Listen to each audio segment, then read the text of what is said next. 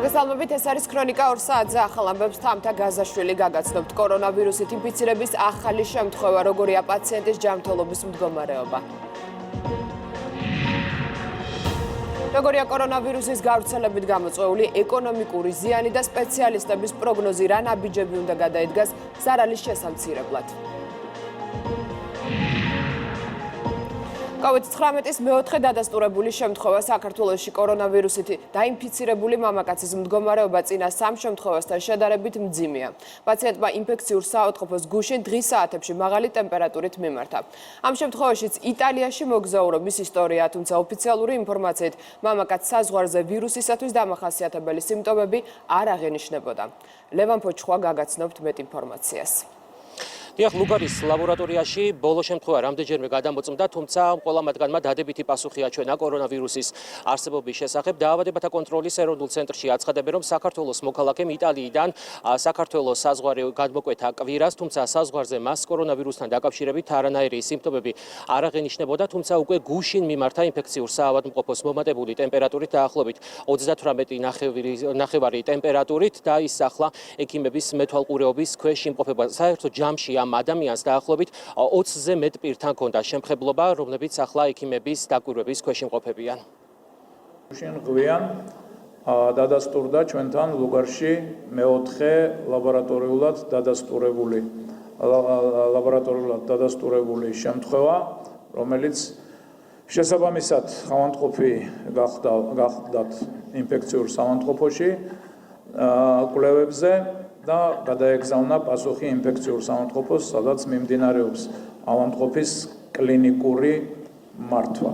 ბოლო შემთხვევა ასევე თავისი ისტორიით, მოგზაურობის ისტორიით დაკავშირებულია იტალიასთან, არის საქართველოს მოქალაქე, რომელიც შემოვიდა კვირას საქართველოში სიმპტომების გარეშე თითქოს და შემდგომ განვითარდა მაღალი ტემპერატურა და მაღალი ტემპერატურის გამო მან მიმართა, თვითმიმართვა იყო ინფექციურ საავადმყოფოს, მოხდა მისი ჰოსპიტალიზაცია, როგორც გითხარით, გუშინ დილით მოხდა ჰოსპიტალიზაცია, გუშინ დილით მიმართა, ჩატარდა კლინიკური კვლევები და შესაბამისად ლაბორატორიულად, როგორც გითხარით, დადასტურდა გუშინ გვიან ღამით დადებითი შემთხვევა.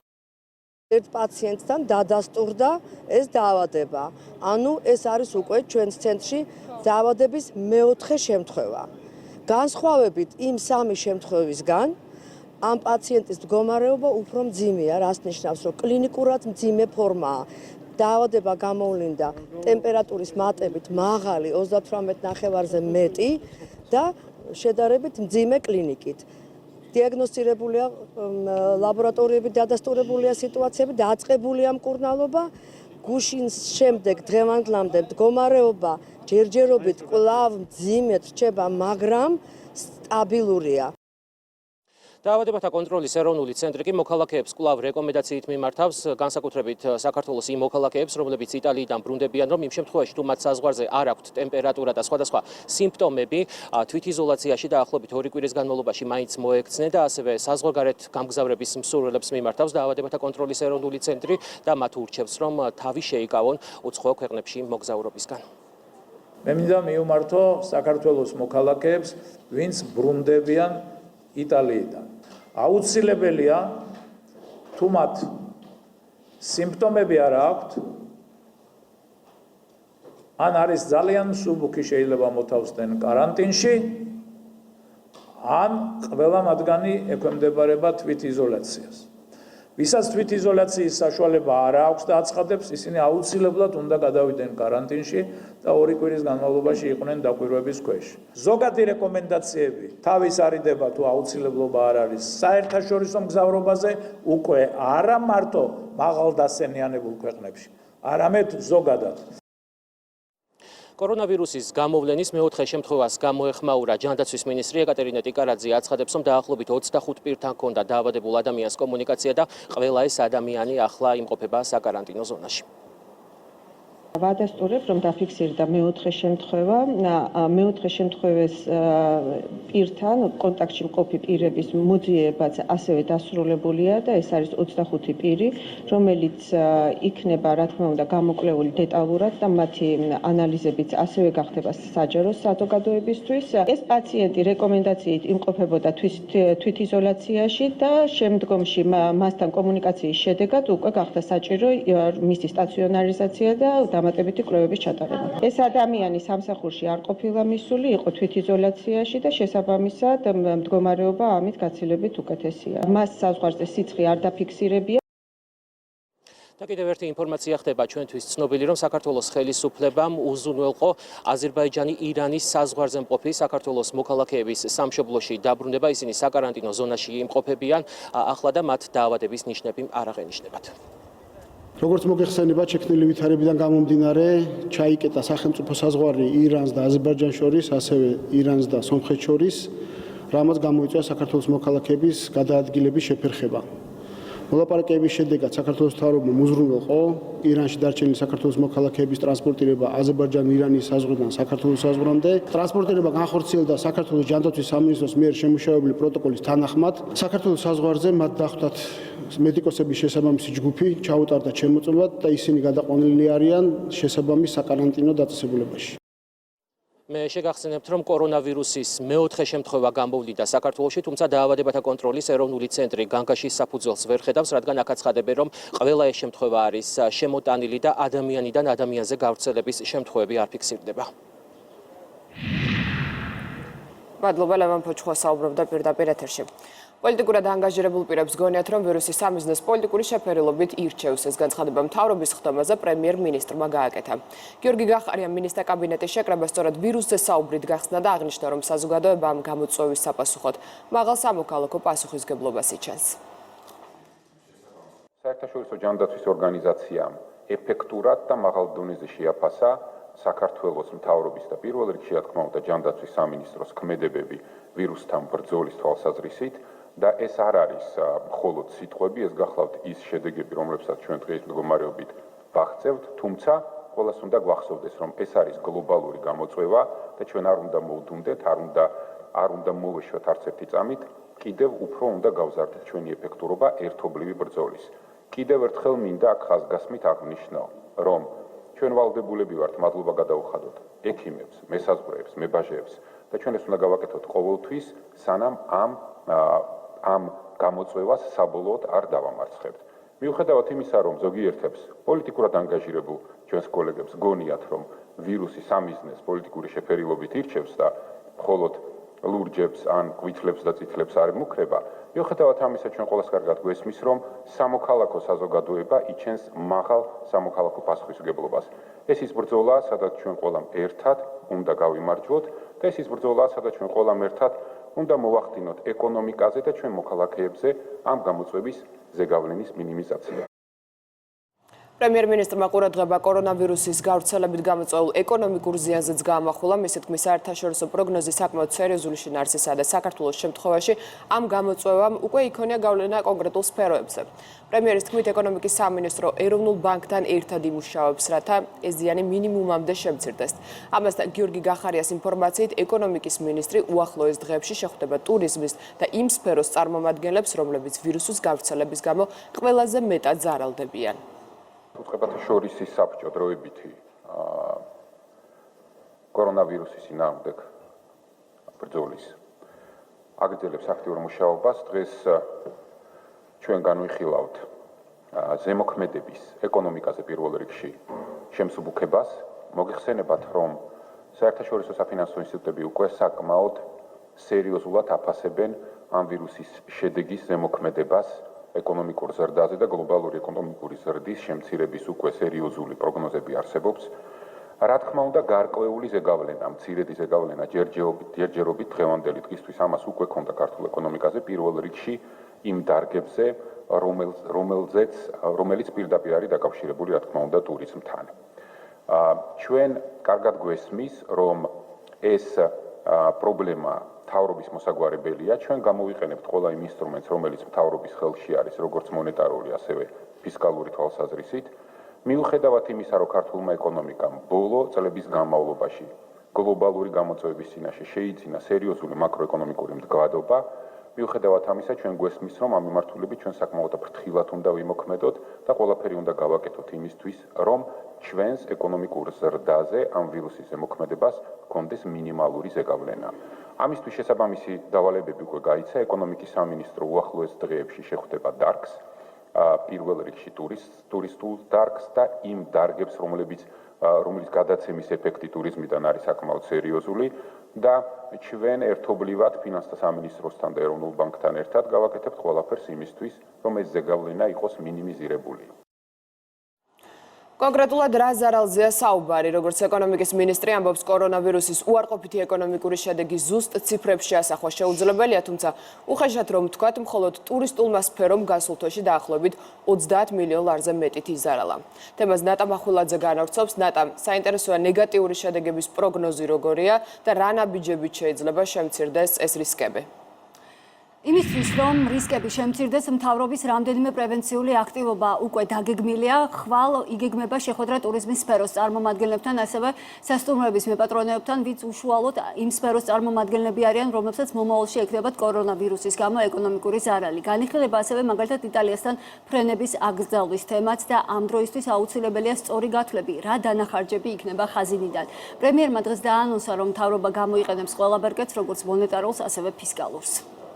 შედარებით უпроსტოდ ოპტიმისტური სცენარით 0.5% იქნება გავლენა შენელება მსოფლიო ეკონომიკური ზრდის, ხოლო თუ გავრცობა მოხდა, მაშინ ისინი ვარაუდობენ, რომ 1.5% ჩვენ შემთხვევაში გადმოცემის მექანიზმი საკმაოდ მძლავრია, იმიტომ რომ პირველი აი ამ დროს რაც ნელდება ეს ტურიზმია და ეს ფაქტორი გვეზდება, რადგან ჩვენ იცით, ჩვენი ეკონომიკის წამყვანი სექტორი და მიმართულება ტურიზმია. იმის დამიხედვით თუ როგორ განვითარდება მოვლენები, ჩვენ გვექნება როგორც მონეტარული, ასევე ფისკალური პასუხი. პრაქტიკულად ყოველდღიურ თათბირებზე განიხილება ფრენების შეწყვეტის საკითხი, თუმცა გადაწყვეტილება ჯერ მიღებული არ არის. იტალიის მიმართულებაც შედარებით მაღალ რისკიანია, თუმცა კარგად უნდა ვაცნობიერებდეთ, რომ რისკები მაინც დარჩება, შეიძლება აბსოლუტურად სხვა მიმართულებიდან შემოვიდნენ.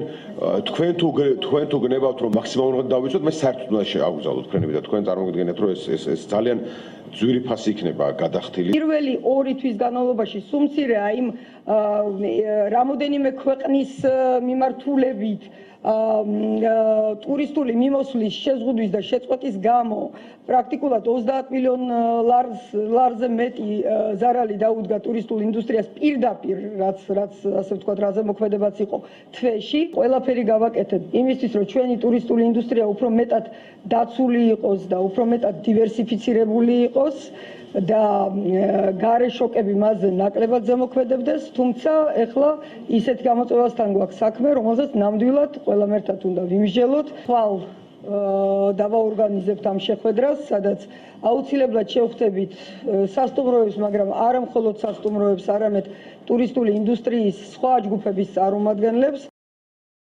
მთავრობასთან კოორდინირებული მუშაობისთვის მზად არიან ბიზნეს სექტორში. დანაკარგებზე საუბარი ამეტებზე ბიზნესმენებს უჭირთ, ვინაიდან სავარაუდოდ ავტორშოკები უფრო აპრილ-მაისში იქნება. ბიზნესმენები მთავრობას საკუთარ წინადადებებსაც სთავაზობენ. სიმართლე გითხრათ, ეს იქნება გლობალური და მსოფლიოსთვის დიდი გამოწვევა, თუ კი ეს გაგრძელდა, ესეთი პანდემიური ხასიათი თუ ექნა, ეს ყველა ტიპის ეკონომიკას შეეხება, როგორც მცირე ქვეყნების, ასევე დიდი მწარმოებები ქვეყნების და იქნება კატასტროფული შედეგები ექნება. ამ შემთხვევაში ბიზნეს სექტორს უნდა სექტორულად შევხედოთ, რაში შეიძლება დავეხმაროთ. ეს იქნება სასტუმრო ბიზნესი პირობითად, ეს იქნება ტურიზმის ბიზნესი, ეს იქნება სხვადასხვა ბიზნესი, რასაც ავტომატურად კორონავირუსი მაინც ერთგვარად ხელს უშლის. როგორ ფიქრობთ, დანაკარგი რამდენად დიდი შეიძლება იყოს? ამის შეფასება არის ძალიან ძნელი, ჯერ არ ვიცი, ჩვენ პრაქტიკულად არ აქვს არანაირი გათვლა და ვერც გავთვლით. მთელი მსოფლიო ამ რეჟიმში ცხოვრობს, არის ასე ვთქვათ კვლევები, ბოლო კვლევა იყო მაკენზის მიერ გამოქვეყნებული, რომელიც ამბობს სამ სცენარზე საუბრობს, არის ვთქვათ ყველაზე მსუბუქი სცენარი, ყველაზე მისაღები, ყველაზე მკაცრი სცენარი, 1 წლის განმავლობაში ერთ-ერთი ყველაზე მკაცრი სცენარის მიხედვით ერთი წლის განმავლობაში მსოფლიოს ეკონომიკა დაიბრუნებს იმ განვითარების, ასე ვთქვათ, ფაზას, რა ფაზაშიც კორონავირუსამდე იყო. როდესაც ეკონომიკა ნელდება, სწორედ აქ ხედავთ ხელისუფლების მოვალეობას, სწორედ აქ ხედავთ, ვთქვათ, ჩარევას, კარგი გაგებით ჩარევას, პრეფერენციებს, ახალისებას იმისათვის, რომ ეკონომიკას ძიმე დარტყმა არ მიადგეს და ეს აბსოლუტურად ჩვეულებრივი მოვლენაა. შესაბამისად მე ველოდები, რომ ჩვენი ხელისუფლება უფრო სწრაფი იქნება და შესაბამისად უფრო სწრაფად გააკეთებს ამ თქვა წამახალისებელ მექანიზმებს ბიზნესისთვის. გამომდინარე იქიდან, რომ ჩვენი ობიექტების ნაწილი პირდაპირ ტურისტულ ზონაში არის განთავსებული, ტურიზმის სფეროში ნებისმიერი ცვლილება ჩვენზე აქტიურად აისახება. მაგალითისთვის იცით, რომ ლესელიძეზე ვართ წარმოდგენილი ფილიალით, ახალაღმაშენებელზე გავხსენით სულ ახლახან ფილიალი და ბათუმის ფილიალებიც ფაქტიურად სანაპიროზე ტურისტულ ზონაშია განთავსებული. ამ ეტაპისთვის რაც შეეხება კორონავირუსს, შეიძლება ვთქვათ, რომ მონიტორინგს თვის ბოლოს გავაკეთებთ და ვნახავთ კონკრეტულ შედეგებს წინა წელთან შედარებით, რა ცვლილება გქონდა. თუმცა თუ კი ვამბობთ იმას, რომ კორონავირუსი ტურისტების შემოსვლას შეამცირებს, ბუნებრივია და პირდაპირ შეგვიძლია ვთქვათ, რომ ჩვენზე ნამდვილად აისახება. ანალიტიკოსები ხელისუფლებას თავაზობენ, რომ მაგალითად სასტუმროების მეპატრონეებისთვის მოხდეს სესხების გადავადება, მით უფრო რომ ამის გამოცდილება უკვე არსებობს. ექსპერტების გათვლებით, ეკონომიკურ ზრდაზე კორონავირუსის გამო გლობალური მასშტაბით მიმდინარე პროცესები აუცილებლად იგონიებს გავლენას და შესაძლოა ეკონომიკური ზრდა 3%-ით შემცირდეს, მაგრამ ეს იქნება მოკლევადიანი და დაძლევადი საქართველოს შემთხვევაში. თუ აქვს ხაზინაში შექმნილი ამისთვის რეზერვები, მოკლევადიანი გადასახადებების შეღავათები, თქვათ, კონკრეტულ სექტორებთან, რომელთაც რომლების დარტყმას იღებენ, მე ვიტყოდი, რომ გამართლება აქვს. მე მაინც მგონია, რომ ეს ხან ღრმა, მაგრამ ხან მოკლე დარტყმა იქნება და შეიძლება 2-3% ეკონომიკური ზრდისა დავკარგოთ ამის შედეგად. წლის დასაწყისში გვაქვს გაცილებით მაღალი ზრდა, ვიდრე გასულ წელს ჰქონდა. ანუ უფრო მდგრადია ჩვენ ეკონომიკა, რაც მნიშვნელოვანია მაკროეკონომიკური პრაქტიკულად ყველა პარამეტრია გაუმჯობესებული. აქედან გამომდინარე, მისი ზეგავლენა თუ გავითვალისწინებთ იმას, რომ ის პრევენციული ღონისძიებები, რომელიც ჩვენთან ტარდება, არის საკმაოდ ეფექტური, მათ შორის ჯანმოს მიერ აღიარებული. მისი ზეგავლენა არ იქნება დიდი, ესე ვთქვათ, ეკონომიკის ზრდაზე. ერთ-ერთი ფორმა სხვა შორის ეგეთ კრიზისებში, ახლა ეს ტურისტული ინდუსტრიას ეხება და თუ ჩვენ ჩავთვლით გარკვეულ, ვთქვათ, შედარებით მოკლე ან საშუალო პერიოდს, ეს არის ხოლმე საბანკო დავალიანებების პრობლემა. რატომ? იმიტომ რომ სეზონის წინ ყოველთვის ძირითადად იღებენ საბანკო კრედიტებს და როცა შემოსავალი მცირდება, ბუნებრივია პრობლემა დგება ამ კრედიტების მოსახელად. გადავადებას ამბობ? აქ საუბარი გადავადებაზე, თავისებურ რესტრუქტურიზაციაზე, ამის გამოცდილება ჩვენ სხვა შორის გვაქვს გასულ წლებში. ექსპერტები ხელისუფლებას ასევე ურჩევენ ანტიკრიზისული საბჭოს შექმნას. როგორი იქნება მმართველი გუნდის მხრიდან რისკების მინიმალიზების ეფექტი, ეს უკვე უახლოეს მომავალში გაირკვევა. მადლობა ნატა მახულაძე საუბრობდა პირდაპირ ეთერში. მსოფლიოს მასშტაბით კორონავირუსით ინფიცირებულთა რაოდენობამ 95,500 გადააჭარბა.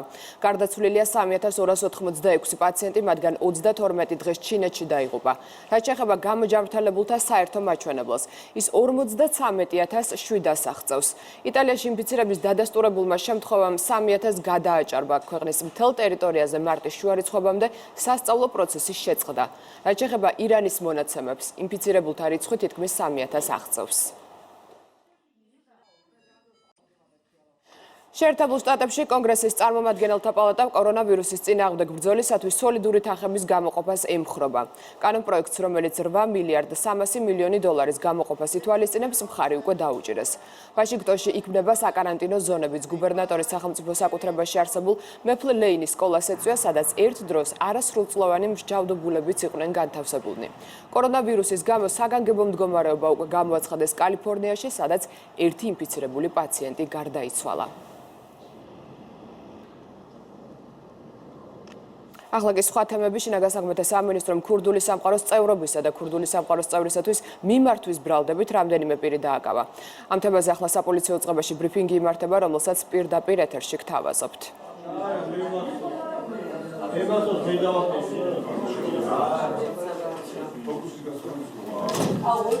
მოგესალმებით.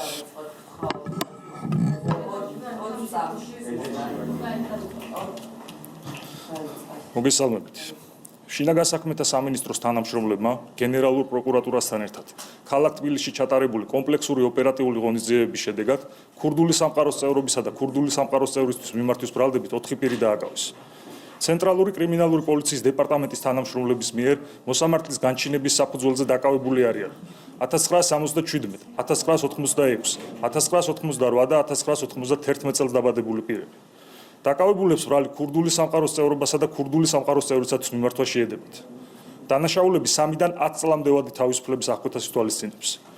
გამოძიებით დადგინდა, რომ ერთ-ერთმა დაკავებულმა ფინანსური დავის გადაწყვეტის მიზნით ქურდული სამყაროს წევრებს მიმართა, რომლებმაც თავის მხრივ აღნიშნულ დავაში საზღვარგარეთ ყოფი ქართველი კანონიერი ქურდი ჩართეს. კრიმინალური სამყაროს წევრებს შორის სატელეფონო ქურდული გარჩევა შედგა, რომლის შედეგადაც ერთ-ერთ მოდავე მხარეს 4500 ლარის და 6300 ამერიკული დოლარის ერთი თვის ვადაში გადახდა დაეკისრა. ქურდული სამყაროს წევრებმა ინტენსიური ზეწოლის შედეგად აღნიშნულ პირს დაკისრებული თანხის ნაწილი 4500 ლარი და 1800 ამერიკული დოლარი გამოსცალეს. პოლიციამ ჩხრეკის შედეგად მიუთკიცებად ამოიღო კომპიუტერული ტექნიკა და ბრალდებულების მობილური ტელეფონები, რომელთა საშუალებითაც ისინი ერთმანეთს და საზღვარგარეთ ცხოვრებ ქართველ კანონიერ ქურდს უკავშირდებოდნენ. გამოძიება ქურდული სამყაროს წევრობის და ქურდული სამყაროს წევრის მიმართვის ფაქტებზე სისხლის სამართლის კოდექსის 223 პრიმამუხლის პირველი ნაწილით და 223 მეოთხე პრიმამუხლით მიმდინარეობს. მადლობთ. ეს იყო პირდაპირ ჩართო შინაგან საქმეთა სამინისტროდან, როგორც შევიტყვეთ, ქურდული სამყაროს წევრებისა და ქურდული სამყაროს წევრისათვის მიმართვის ბრალდებით დააკავეს 4 ადამიანი. საპოლიციო უწყებამ ეს წუთია გაავრცელა ასევე ოპერატიული მასალა, რომელსაც პირდაპირ ეთერში გთავაზობთ.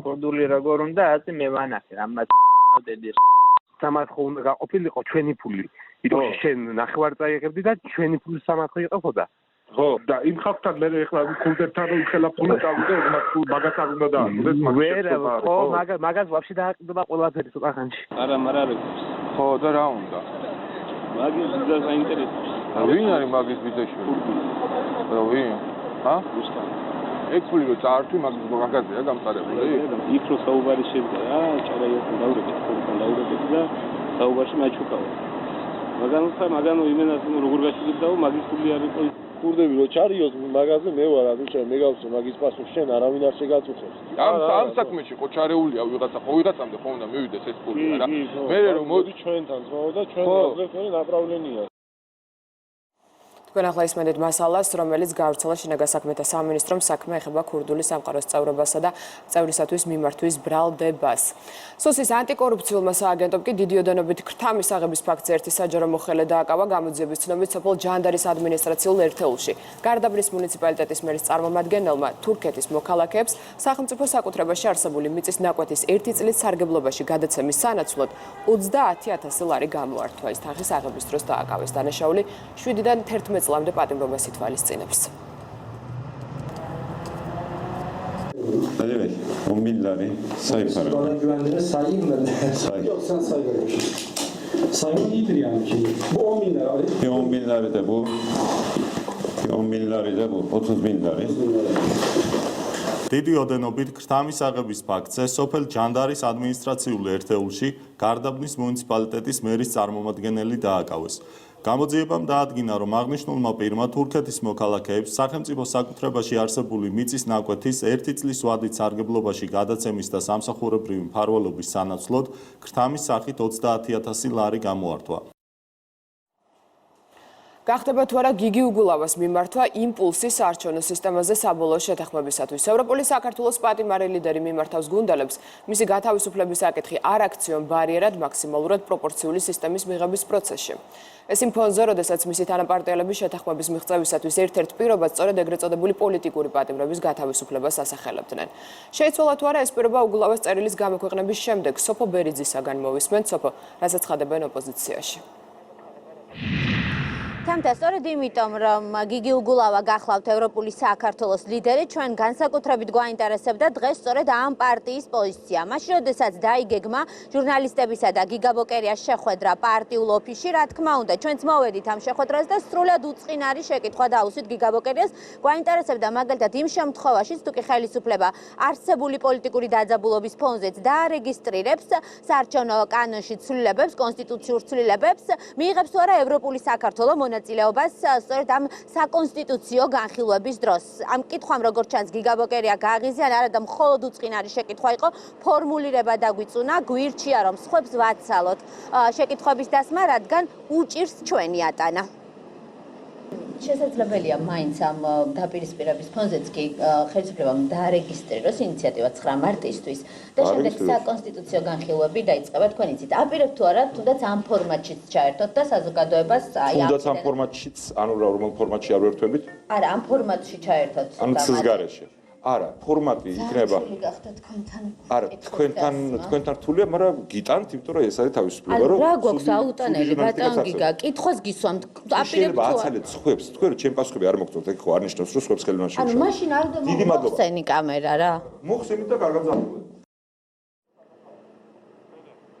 რაც შეეხება უშუალოდ საარჩევნო მოდელს და მოლაპარაკებებს, შეთანხმებას უფრო კონკრეტულად, საკმაოდ ცოტა დრო რჩება ამ შეთანხმებისათვის და ევროპული საქართველო და ნაციონალური მოძრაობა არიან ის პარტიები, რომლებიც დღესაც ამბობენ, რომ არც ერთ შემთხვევაში არ დაუჭერენ მხარს საარჩევნო მოდელს 110-40-ზე, ასე უკვე აღარ ფიქრობს იმ ერთობის წევრი პარტიების დიდი ნაწილი, რომლებიც ლეიბორისტული პარტიის ოფისში იკრიბებიან, მათი პოზიციები შეიძლება ითქვას არის შერბილებული, გამომდინარე იქიდან, რომ ხელისუფლება თავაზობს ეგრეთ წოდებულ 40%-იან ჩამკეტს. ეს პრინციპი კი გულისხმობს იმას, რომ არც ერთ პარტიას, რომელიც ვერ მოიპოვებს 40%-ზე მეტ მხარდაჭერას, არ ექნება იმის უფლება, რომ ერთპიროვნულად დააკომპლექტოს მთავრობა. სწორედ აქედან გამომდინარე, ოპოზიციის საკმაოდ დიდი ნაწილი ელოდება, როდის მოახდენს უკვე ამ წინადადებისათვის ოფიციალური სახის მიცემას მართველი პარტია. თუ იქნა 130-20-ზე ან არსებითად პროპორციული მიახლოებული სისტემა, ხო, 125-25-ზე მაგალითად დადებული ივანიშვილის მიერ. ეს არ ნიშნავს იმას, რომ ჩვენ და პოლიტიკურები არ იქნა გათავისუფლებული. ჩვენ არ ვაპირებთ, რომ ნორმალიზება მოახდინოთ ურთიერთობების. ეს ნიშნავს, რომ ჩვენი პროტესტი გაგრძელდება მწვავედ. ეს ნიშნავს იმას, რომ ჩვენ ისევე გავაგრძელებთ მუშაობას პოლიტიკურების გათავისუფლებაზე, მაგრამ იმის გამო, რომ საზოგადოების მოთხოვნა არის პროპორციულად მიახლოებული სისტემა, ამას ჩვენ მხარს დავუჭერთ. მაქსიმალური პროპორციული, რომელიც კიდევ ვიმეორებ ჯერჯერობით ჩვენ მოვისმინეთ ხელისუფლებასთან, ეს არის 110-40-ზე, რომელიც არ არის პროპორციული საარჩევნო სისტემა. კარგად არის ცნობილი, 110-40-ზე ეს არ ასახავს საქართველოს მოქალაქეების ნებას, ანუ იმ თანაფარდობას და იმ პროპორციებს, რომელიც ნიშნულოვანია და დაახლოებულია უბრალოდ პროპორციულ საარჩევნო სისტემასთან. ჩემთვის მისაღები იქნება ის შეთავაზება, რომელსაც ხარს დაუჭერენ ჩვენი საერთაშორისო პარტნიორები, იმიტომ რომ კიდევ ერთხელ აქ თავარი არ არის ეს მჟონგლიორობა ციფრებით. თავარია რომ ჩვენ მივიღოთ ისეთი სისტემა, რომელიც მაქსიმალურად მიახლოებული იქნება პროპორციულ სისტემასთან.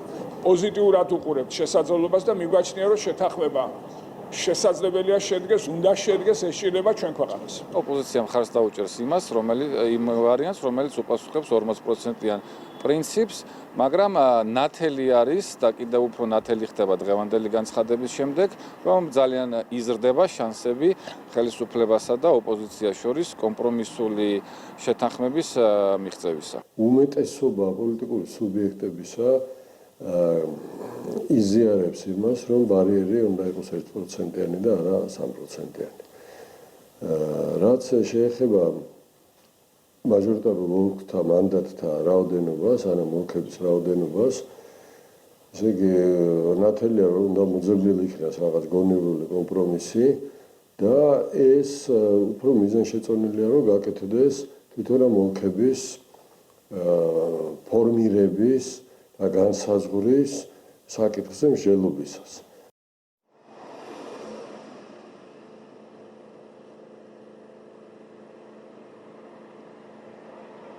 ქართულ ოცნებას კი კონსტრუქციულ ოპოზიციასთან შეთანხმების იმედი აქვს. მათ უკვირთ ნაციონალური მოძრაობისა და ევროპული საქართველოს პოზიციები გამომდინარე იქიდან, რომ მართველი პარტია ამტკიცებს, რომ მათ წინადადებაში გათვალისწინებული არის მთავარი პრინციპი, რასაც თავად ოპოზიცია ითხოვდა, ეს კი გახლავთ სწორედ 40%-იანი ჩამკეტის არსებობა კანონმდებლობაში.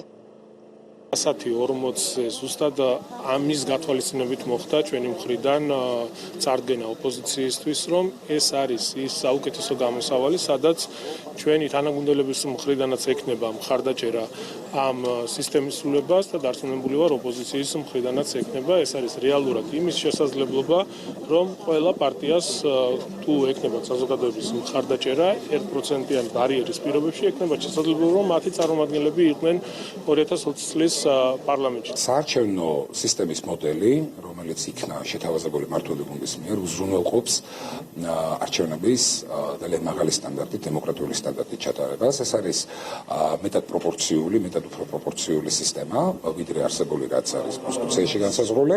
შესაბამისად, ცოტა უცნაურია ოპოზიციის მხრიდან ესეთი განცხადებები, ეს აქედან კარგად ჩანს, რომ სინამდვილეში მათ არ უნდათ შეთანხმება. პარტია, რომელიც აიღებს ამორჩევლის 40%-ის მხარდაჭერას, ვერ დააკომპლექტებს მთავრობას, ანუ მას უფრო ფართო მხარდაჭერა უნდა ჰქონდეს ელექტორატის.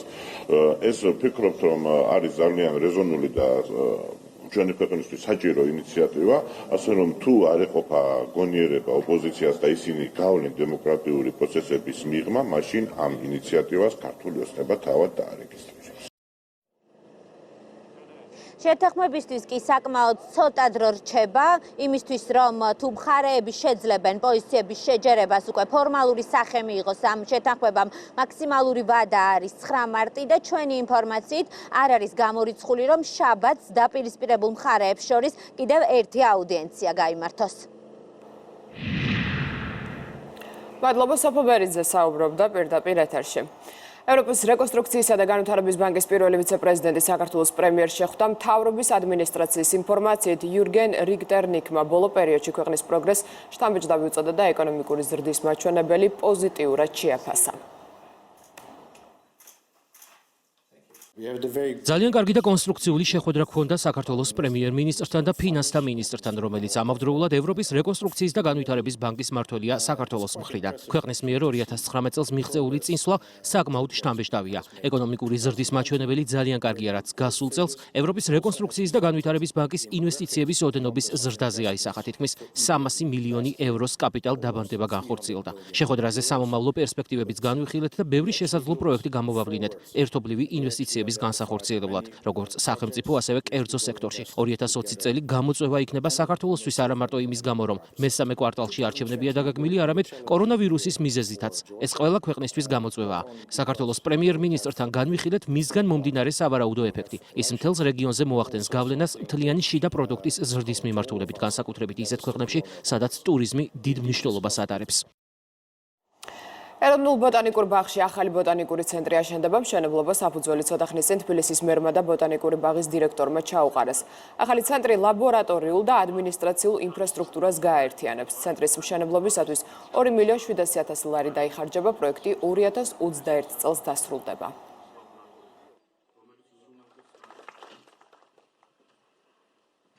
ძალიან საინტერესო პროექტის განხორციელება დავიწყეთ. ბოტანიკური ცენტრი აშენდება კონკრეტულად ამ ტერიტორიაზე.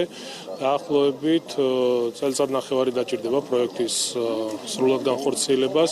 ძალიან მნიშვნელოვანი იმ თვალსაზრისით, რომ აქ მომუშავე ადამიანებს ექნება ნორმალური პირობები და ფასდაუდებელი ამ ადამიანების შრომა და ასევე ეს იქნება საგანმანათლებლო ცენტრი, სადაც ახალგაზრდებს, ვისაც ინტერესი და სურვილი აქვს ამ მიმართულებით სამომავლოდ მუშაობის, ექნება შესაძლებლობა აქ გადამზადდეს, მიიღოს განათლება და ეს რა თქმა უნდა შემდეგ მათ დაეხმარებათ თავიანთ მომავალ საქმიანობაში. იწყება ახალი ბოტანიკური ცენტრის მშენებლობა, რომელიც აერთიანებს ლაბორატორიებს, ეკოსაგანმანათლებლო საქმიანობისთვის საჭირო ინფრასტრუქტურას, აგრეთვე ადმინისტრაციულ ოფისებს და სხვა ბაღისთვის აუცილებელ ინფრასტრუქტურას. ბოტანიკური ცენტრის მშენებლობა დასრულდება 2021 წელს. ახალი ბოტანიკური ცენტრი ხელს შეუწყობს ბაღის სამეცნიერო-კვლევითი მუშაობის გაძლიერებას, კოლექციებისთვის საინტერესო სახეობების გამრავლებას და იმ მისიის შესრულების უზრუნველყოფას, რაც გააჩნია ბოტანიკურ ბაღს ქვეყნისა და ზოგადად მცენარეთა მრავალფეროვნების წიგნში. ეს ძალიან მნიშვნელოვანი პროექტია არა მხოლოდ საქართველოსთვის, არამედ მთლიანად კავკასიის რეგიონისთვის. ეს იქნება მსოფლიო კლასის ბოტანიკური ბაღი. ჩვენ გვიამაყება, რომ ვართ ამ პროექტის ნაწილი. მივესალმებით საქართველოს ეროვნული ბოტანიკური ბაღის გაწევრიანებას მსოფლიო ბოტანიკური ბაღების ოჯახში.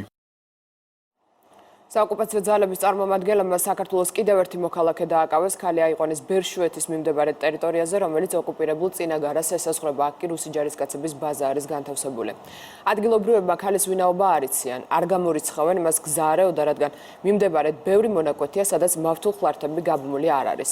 გუშინ მომხდარ ფაქტს ადასტურებს სუსით, სადაც ამბობენ, რომ მომხდარზე უკვე ინფორმირებულია ევროკავშირის სადამკვირვებლო მისია და ქართული მხარე ყველაფერს აკეთებს დაკავებულის გასათავისუფლებლად. გავიგეთ რომ ვიღაც თბილისელი ქალიაო და არ ვიცით ნამდვილად და ნამდვილებით არ ვიცით ვინ არის. სოფლელი რო არავინ არ არის ეგ ვიცით. ზეითხარის მართულ ხლათები არ არის და თუ იქიდან ვიღაცა ჩავიდა და არ იცოდა ახლა თქვა ბერშუეთში მოვიდა მაგალითად და ის გზები მრავალნაირად მეც იკითხარეს შეიძლება რომ არ ეგეც შეიძლება. გადაცემები რო არის არა აი მეტწილად საქონელი რო გარეკამენ მაშინ არის ხომ ეხლა ვინ მოხდა იქით საიდან გზაებნა თუ რა არაფერი ვიცით. რას ესაზღვრება? აგერ ეს სულის არიოსებისა. აგერ ენტებს იქით. გიორგი მამალაძის მიმართ განაჩენის აღსრულების გადავადების მოთხოვნით სასამართლოს ხდომა გდანის მე-18 მსჯავრდებულთა დაწესებულებაში მიმდინარეობს. დღეს უნდა გაირკვეს გადავოდებენ თუ არა დეკანოს სასჯელს. დაიკითხება 7 მოწმე, რომელიც ადვოკატის თქმით ბრალდებული ჯანმრთელობის მძიმე მდგომარეობაზე ისაუბრებს. დღევანდელ სასამართლო პროცესზე დაიკითხებიან ექსპერტები, რომლებიც მონაწილეობას იღებდნენ სასამართლო სამედიცინო ექსპერტიზის დასკვნების მომზადების პროცესში და მათ დაადასტურეს დეკანოზის ჯანმრთელობის მდგომარეობის სიმძიმე და მისი შეუთავსებულობა სასჯელის მოხდის პირობებთან. იმედი გვაქვს, რომ სასამართლო გაიზიარებს ჩვენს მიერ წარდგენილ მტკიცებულებებს. მსგავსი შუამდგომლობების განხილვისთვის ყველაზე მნიშვნელოვან მტკიცებულებას წარმოადგენს სასამართლო სამედიცინო ექსპერტიზის დასკვნა, რომლითაც უტყუარად მინდება მსჯავრდებულის ჯანმრთელობის მდგომარეობის შეუთავსებულობა სასჯელის სასჯელი ასრულებდა იუსტიციის სამინისტრომ მოიტყუა სასამართლოზე, როდესაც განაცხადა, რომ ჩემმა ძმამ უარი განაცხადა, დღეს უკვე გავიგე ადვოკატისგან, რომ პასუხი მოვიდა სასჯელი ასრულებიდან და ამ პასუხში წერია, რომ მათ არც კი შესთავაზე ჩემ ძმას სასამართლოში გადაყვანა. ეს მიანიშნებს ერთადერთ რამეზე, რომ ქართული ოცნების მთავრობას არ სურს, რომ საზოგადოებამ გაიგოს თუ რა მდგომარეობაში ჩააგდეს უდანაშაულო ადამიანი. ტელეკომპანია იბერიის საქმეზე ყოფილი გენერალური პროკურორი ზურა ბადეიშვილი და მისი მოადგილე დამნეს ჩავეცნეს. საქალაქო სასამართლომ გადაწყვეტილება დღეს მიიღო. ზურა ბადეიშვილს 1 წლით და 6 თვით თავისუფლების აღკვეთა მიესაჯა, მის ყოფილ მოადგილეს გიორგი ლაცაბიძეს 40,000 ლარიანი ჯარიმის გადახდა მოუწევს. საქმე ეხება 2004 წლის მოვლენებს, რომელზეც ყოფილ ჩინოსნებს ბრალი 2016 წელს წაუყენეს.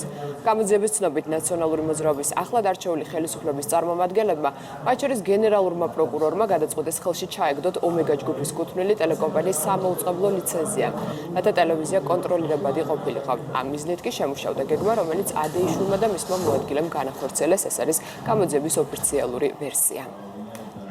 ზურა ბადეიშვილი ცნობილი იქნეს დამნაშავედ საქართველოს სისხლის სამართლის კოდექსის 333 მუხლის პირველი ნაწილით გათვალისწინებული დანაშაულის ჩადენისათვის და სასჯელად განისაზღვროს თავისუფლების აღკვეთა 2 წლის ვადით. გიორგი ლაცაბიძე ცნობილი იქნეს დამნაშავედ და სასჯელად განისაზღვროს ჯარიმა 40,000 ლარის ოდენობით 200 დღიური ანაზღაურებად განისაზღვროს 200 ლარის.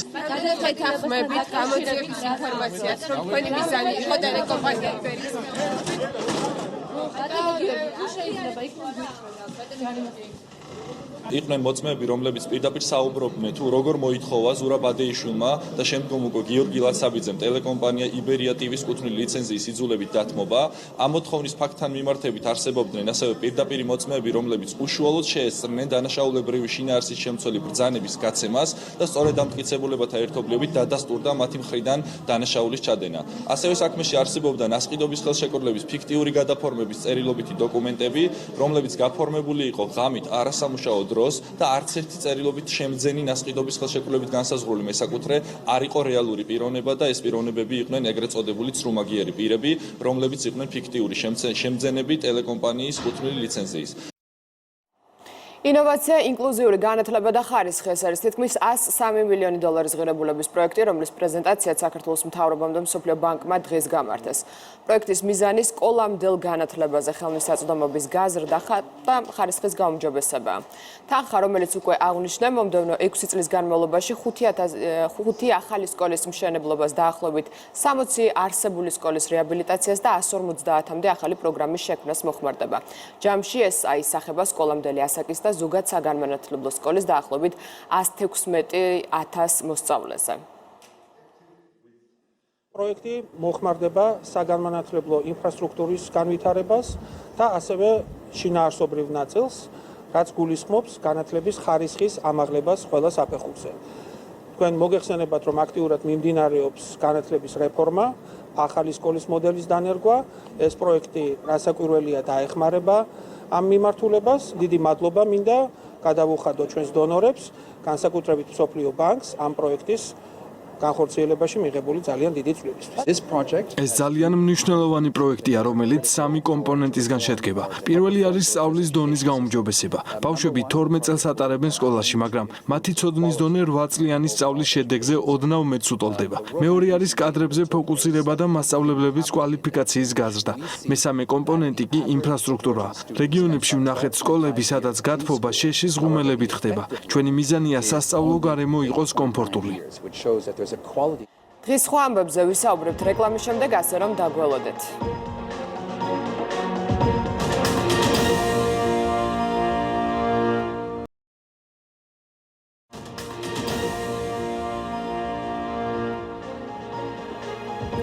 რეკლამის შემდეგ ქრონიკა კვლავ პირდაპირ ეთერშია. კორონავირუსის პრევენციის მიზნით შექმნილი უწყებათაშორისი კომისიის რეკომენდაციით მორიგის შეხვედრა გაიმართა. ამჯერად ეკონომიკის სამინისტროში განიხილეს ბიტუმის იმპორტის საკითხი. შეხვედრას პროფილური ბიზნესის წარმომადგენლებთან ერთად სხვადასხვა სატრანსპორტო უწყების თუ დეპარტამენტის წარმომადგენლები ესწრებოდნენ.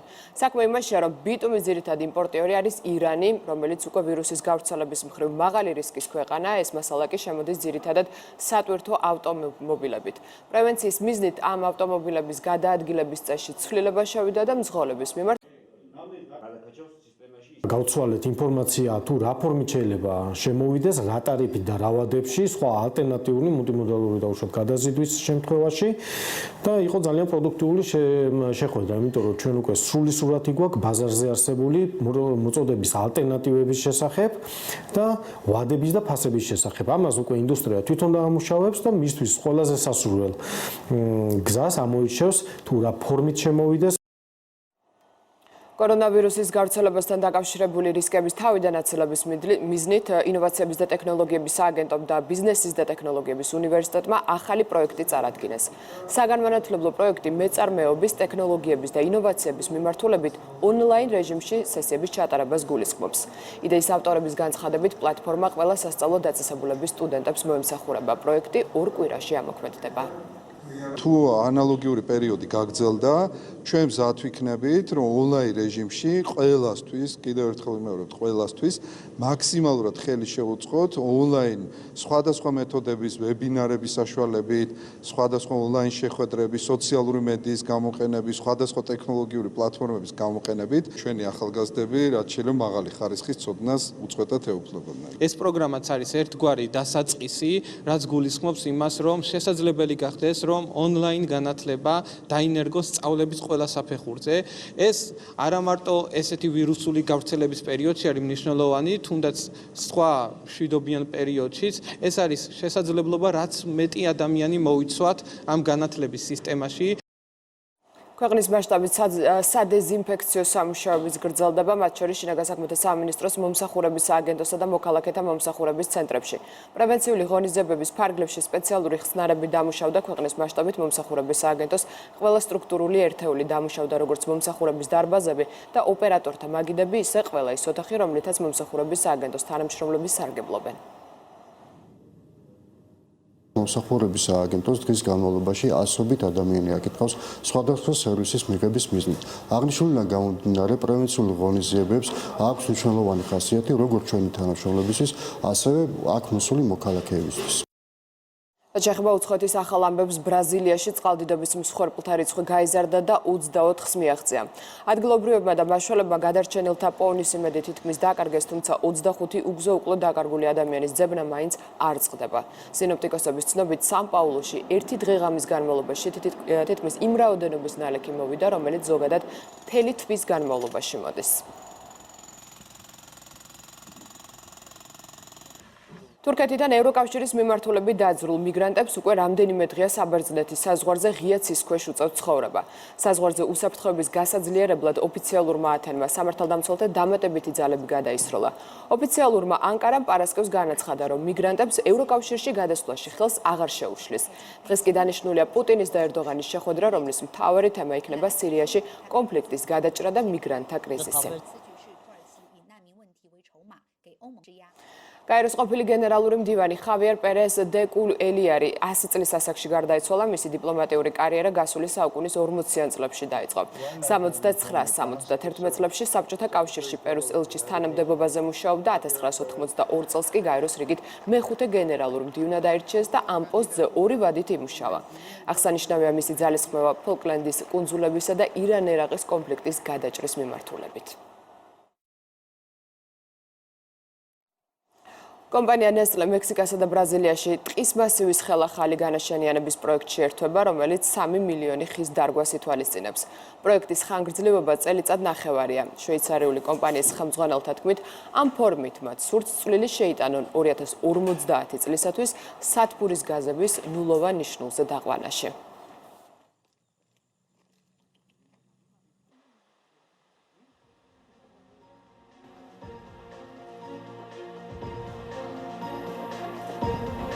მე ამით გემშვიდობებით ქრონიკა პირდაპირ ეთერში დაბრუნდება 16 საათზე. ნახვამდის.